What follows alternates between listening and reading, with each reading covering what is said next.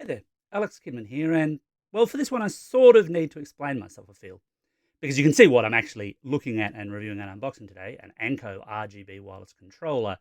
But you might be thinking, why? Well, so a few months ago, one of my Nintendo Switch Joy-Cons died because we all know that's what Joy-Cons do. They're not actually gaming controllers.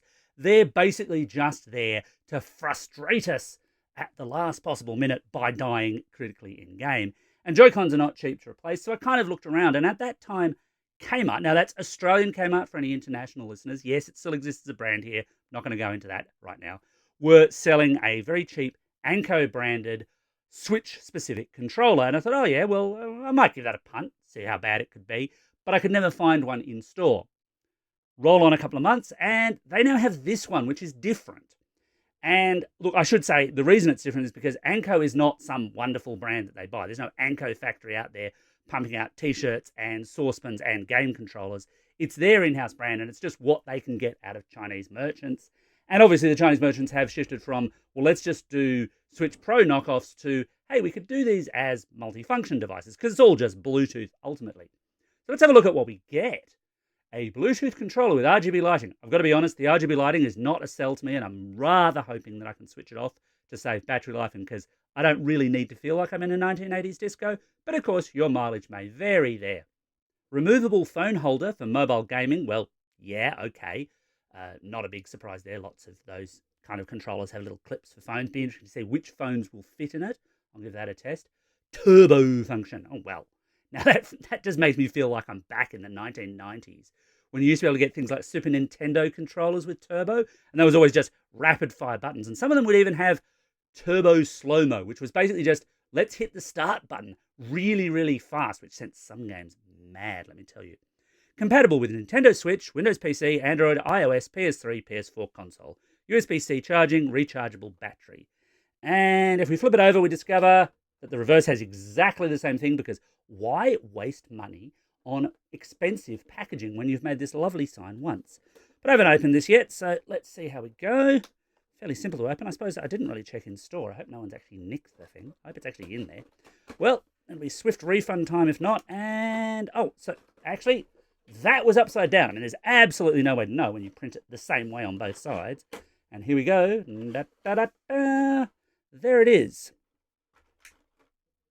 Yeah, that's not awful. I mean, it's not awful in the hand. It's obviously just a take on pretty much every other twin stick controller, but first impressions are that the style is not spectacular, of course, but that actually it doesn't look too awful. It's not actually catching fire or anything. Yep, USB-C charging, and up underneath there we get the little clip for sticking a mobile phone in place, and a USB-A to C charging cable, and an instruction manual. Always useful, always read the instruction manual.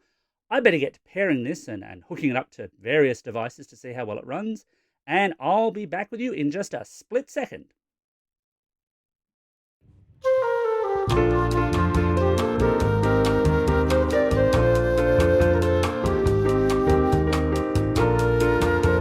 Okay, so I'm back, and I've put this through its paces now, and honestly, I wasn't expecting a whole lot, because a lot of the Anko stuff is really kind of very cheap and cheerful, and the tech stuff can tend to be on the slightly awful side. This isn't awful. It's reasonable for its money, and that's a very, very measured statement. Let me explain some of the things that I don't like, as well as some of the things that I do like about it. So one of the things I really, really don't like about it is the RGB lighting, because the RGB lighting is just kind of hideous. Now, I'm not a big fan of RGB lighting at the best of times, but this just looks cheap and tacky. These little tubes are so evident, and all you get is a breathing pattern, or a fixed color if that's what you want, or off. I like off. Off is great. I'm a big fan of off. Switch it off. And actually, of course, you're going to save a certain small amount of power by switching it off too. So I would suggest that that's what you should do. Now, while we're talking physical design, I was kind of concerned that this thing might have really awful sticks, really awful buttons, really awful D-pad. It doesn't. The sticks are fair, not superb, but fair. The buttons, much the same, reasonable kind of response. Not great. Again, you're not buying a premium product, and you shouldn't fool yourself into thinking that you are. The D-pad left me a little bit wanting, largely for those kind of retro games or retro fighting games, for example, where you might want to do a quarter circle motion if you prefer a D-pad for that kind of thing, and I certainly do, purely because that indented shape isn't great for it. It's workable, but it's not great. The rumble feedback is actually surprisingly decent. I quite liked that. In terms of pairing up, well, look, I was getting it to play Switch games, and there it works quite well. It pairs quite quickly. It does that classic thing that a lot of these Bluetooth controllers do, where you use a button combination to put it into Switch pairing mode, or Android, or iOS. If you want to connect it up to a PC or to a PlayStation 3 or 4, you've got to do that with a cable in the first place, for what it's worth.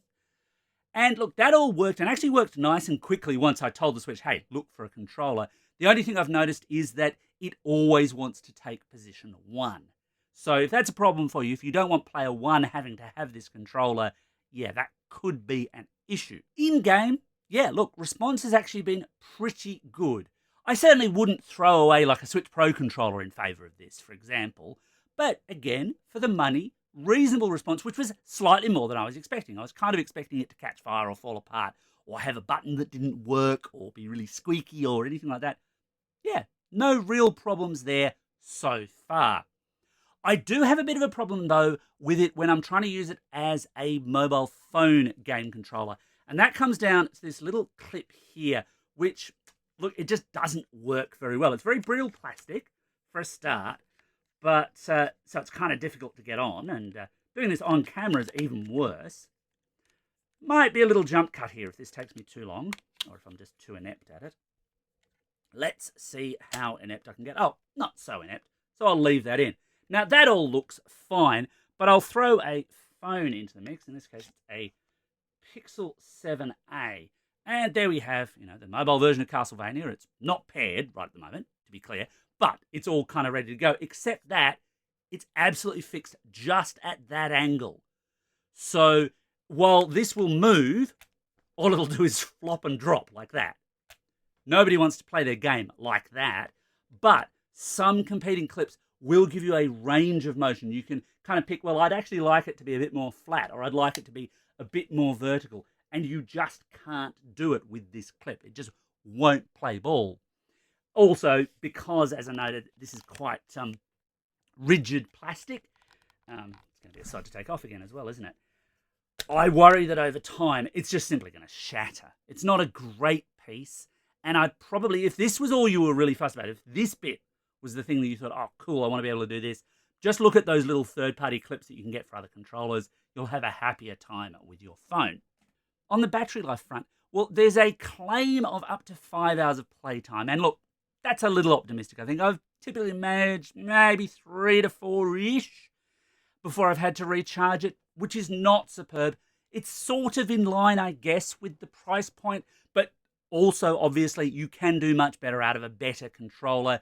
And I guess that comes down to what you're actually going to want to do with this. So if you were trying to play Zelda with this for hours and hours and hours, yeah, that's going to get really frustrating. You'll get a couple of hours in, and then it's going to go flat, and you'd have to recharge it and go and do something else, which wasn't playing games. Who wants that? Nobody, really. But I don't really think that's what this controller is for, because this really just feels like it's the classic example of that low-cost controller you've got for when your mates come around and you just need another controller, or for when you've got people around and you just want to play a little casual game for a short period of time. And for those kinds of uses, yeah, look, that battery life is fine. It's not exceptional, could be better, but it's fine.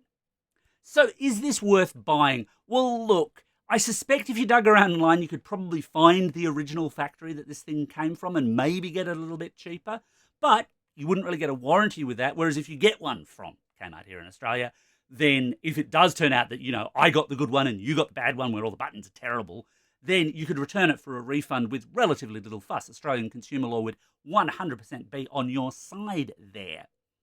For its asking price, $45, it's reasonable. It's not superb, but it's not terrible. I can't really say that you should get it as a mobile phone controller because of the way that clip works. I really don't like that clip much. But as a secondary or tertiary Switch controller, or for playing games on a tablet where you've just got the tablet on a stand of its own, yeah, it's a pretty decent little buy. Not great, and certainly if you can push up towards something fancier In the mobile gaming space, maybe like the HyperX Clutch Wireless I quite like, or obviously the Switch Pro controller is what I would say is the gold standard for Switch controllers. But as on its own merits, yeah, this is perfectly reasonable technology. Not great, but perfectly reasonable. Anyway, that's my thoughts on the Anko RGB wireless controller. Got any thoughts? Have you got one and got an alternative opinion? Let me know in the comments below. And as always, thanks for watching, and don't forget to hit like and subscribe.